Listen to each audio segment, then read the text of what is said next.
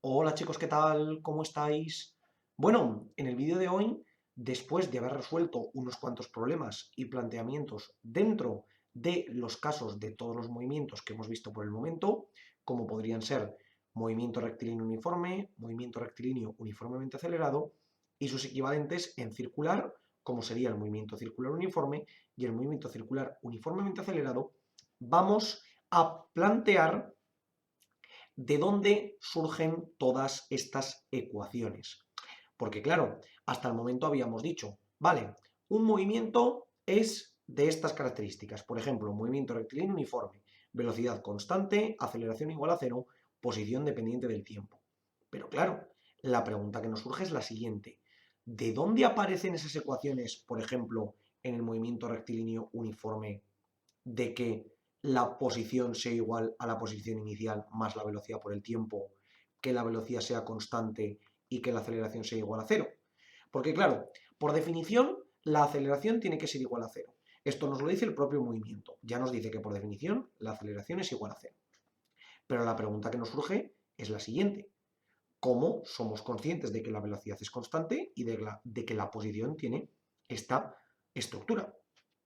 Pues para ello vamos a utilizar las dos definiciones que tenemos tanto para velocidad como para aceleración.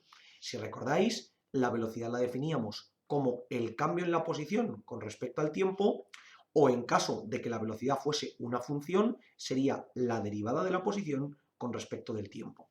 Recordad que la derivada lo único que nos marcaba era un cambio dentro de una función, un cambio instantáneo. Sin embargo, en el caso de la aceleración, tenemos exactamente lo mismo, donde aquí tendríamos cambio de la velocidad con respecto al tiempo o, en caso de ser una función, derivada de la velocidad con respecto del tiempo. Y aquí tendremos que resolver dos ecuaciones diferenciales muy sencillas.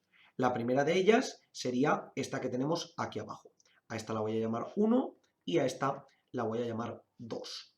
En el caso de la 1, como hemos dicho, tendríamos que la aceleración sería la derivada de la velocidad con respecto del tiempo.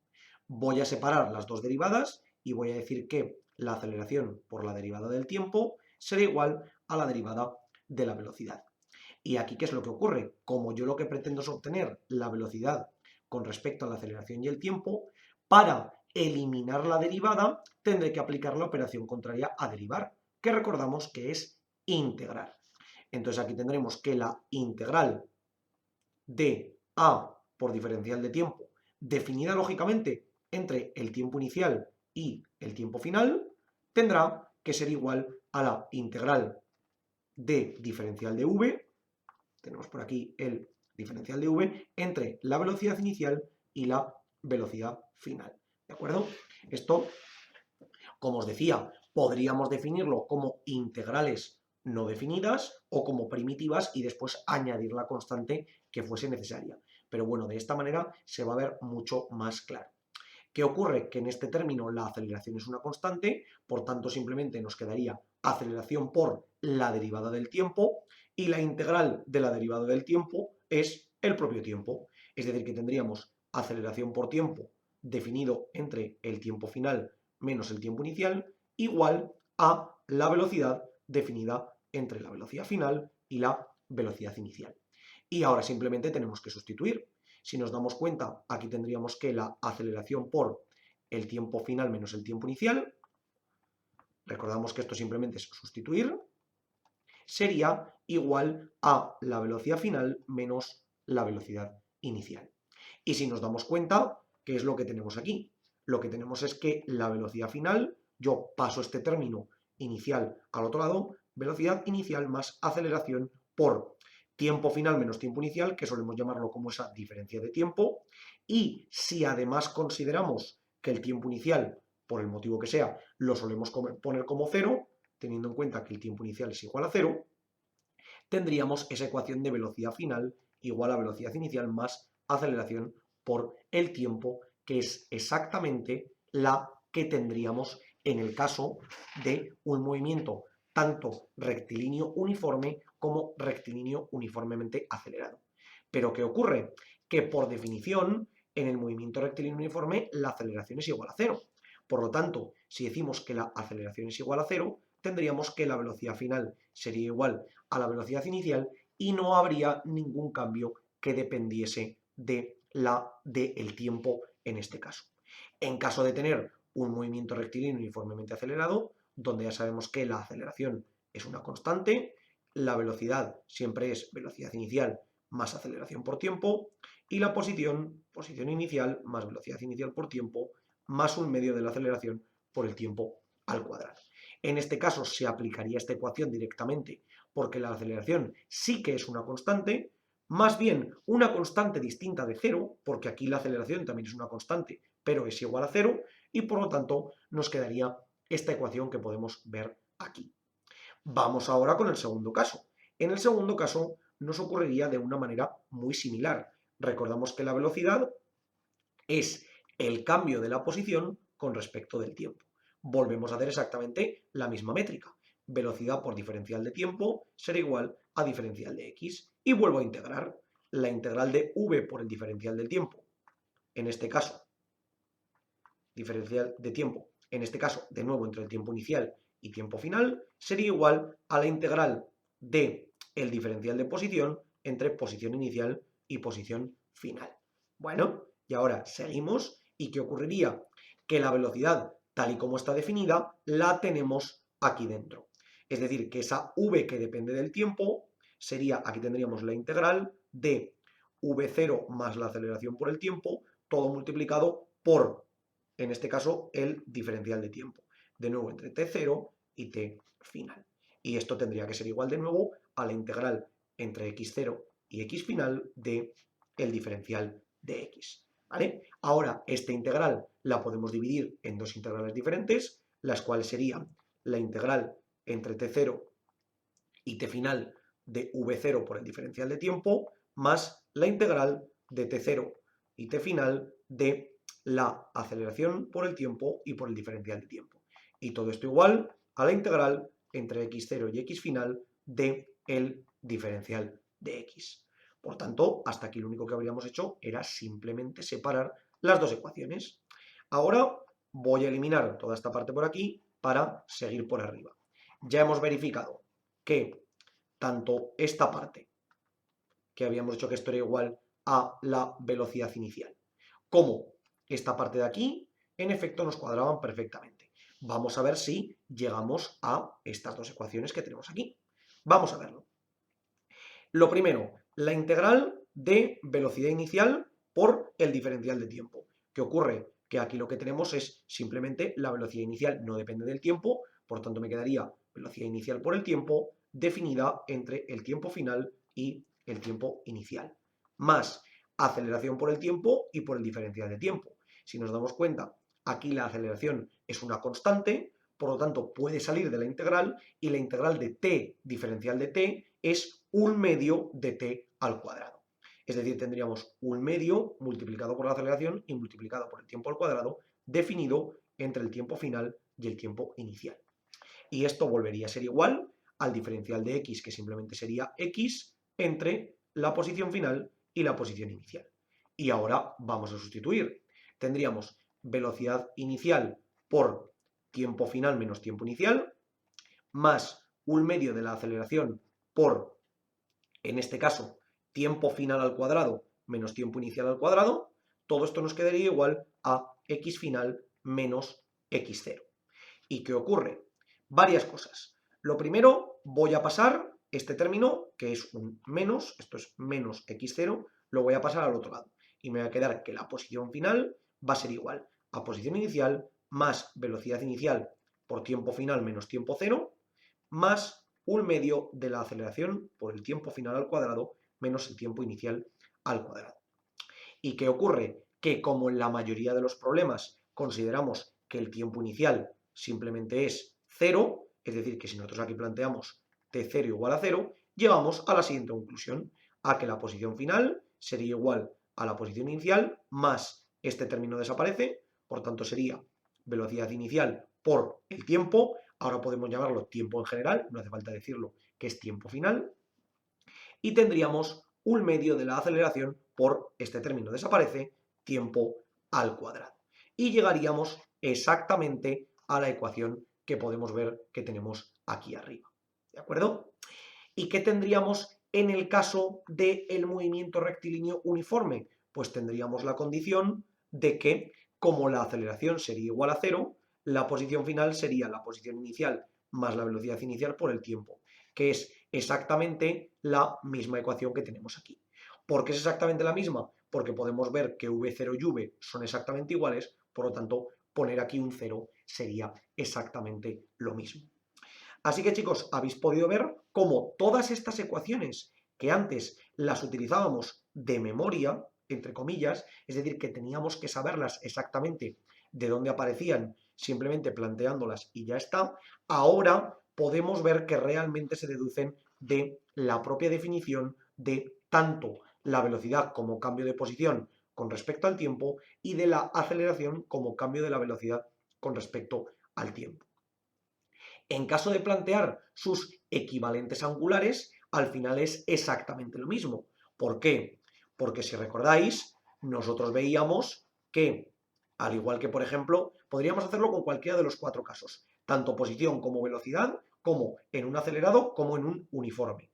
Es decir, por ejemplo, si yo considero que la posición en el MRU es igual a posición inicial más velocidad inicial por el tiempo, en el caso del MCU yo tenía que el ángulo era igual al ángulo inicial más la velocidad angular inicial por el tiempo. Esto era MRU y esto era MCU. Y si recordáis, teníamos la condición de que siempre a esto antes lo llamábamos arco, a esto de aquí arriba lo llamábamos arco dentro del concepto de circular, dentro del rectilíneo, lógicamente, tiene que ser lo mismo, y que decíamos que el arco tenía que ser igual al ángulo por el radio. Entonces, ¿qué condición ocurre? Como el radio va a ser constante, porque suponemos que estamos siempre dentro de la misma circunferencia, haciendo el mismo giro, todos los cálculos que hemos hecho, tanto para el primer caso como para el segundo caso, van a ser estrictamente idénticos a los que hemos hecho antes, pero simplemente multiplicando por un radio. Es decir, ¿a qué nos referimos? Como al multiplicar por un radio, las ecuaciones van a ser exactamente las mismas, pero simplemente multiplicando por ese factor radial o dividiendo según como lo planteemos, vamos a ver qué es lo que nos queda. Si recordáis, borramos todo esto por aquí, ¿vale? Al final los planteamientos van a ser los mismos, pero vamos a ver a qué nos referimos. Tendríamos movimiento circular uniforme, donde decíamos que esa aceleración tangencial era igual a 0, movimiento circular uniformemente acelerado, donde esa aceleración tangencial era distinta de 0, pero era una constante. Aquí teníamos tita igual a tita 0 más omega 0 por t, teníamos que omega era igual a omega 0 y era una constante, y teníamos que alfa era igual a 0. Y en el caso del movimiento circular uniformemente acelerado, tita sería igual a tita 0 más omega 0 por t más 1/2 de alfa por t al cuadrado. Omega sería igual a omega 0 más alfa por t y alfa sería una constante. Entonces, al igual que antes, alfa sería el cambio de la velocidad angular con respecto del tiempo y, en este caso, omega sería el cambio el cambio del ángulo con respecto del tiempo. ¿Y esto a qué nos lleva? A que la aceleración de nuevo sería el cambio de la velocidad con respecto del tiempo y en este caso la velocidad sería el cambio del arco con respecto del tiempo. Que si os dais cuenta, esto de aquí arriba, lo voy a poner aquí abajo, aceleración igual a derivada de la velocidad con respecto del tiempo, esto es lo mismo que la derivada de omega por r con respecto del tiempo. Y la derivada de omega por r es lo mismo que, aquí tenemos una derivada de un producto, por tanto sería la derivada de omega con respecto del tiempo por el radio, más la derivada del radio con respecto del tiempo por omega. ¿Qué ocurre? Que este término desaparece. ¿Por qué? Porque el radio es constante, por tanto su derivada es igual a 0.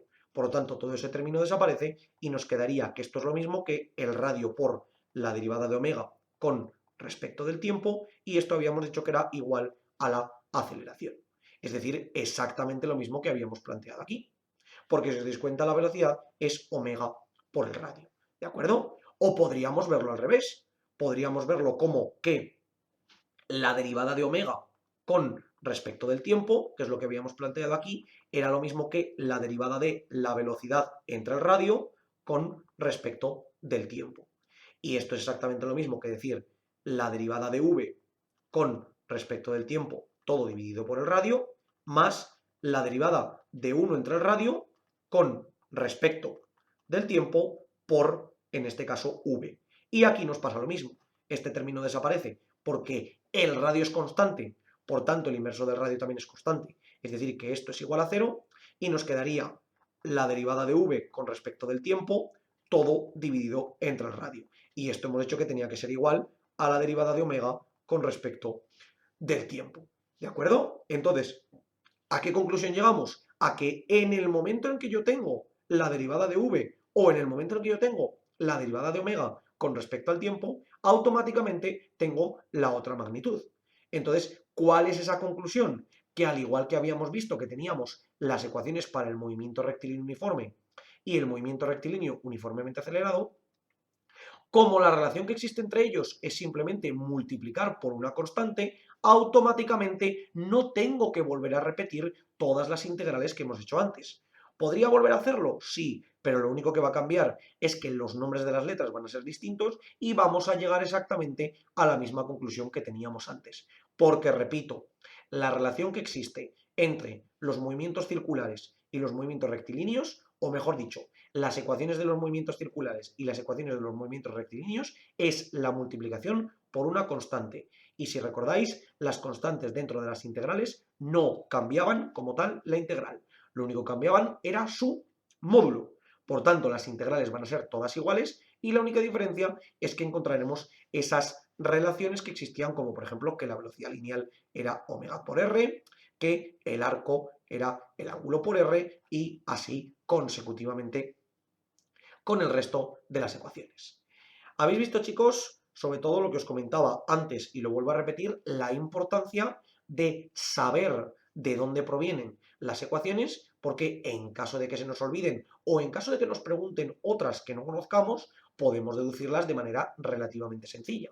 Porque si simplemente nos las aprendemos de memoria y después se nos escapa algún dato o no sé cómo calcularla, estamos perdidos. Sin embargo, de esta manera nos dan herramientas para poder calcularlas perfectamente.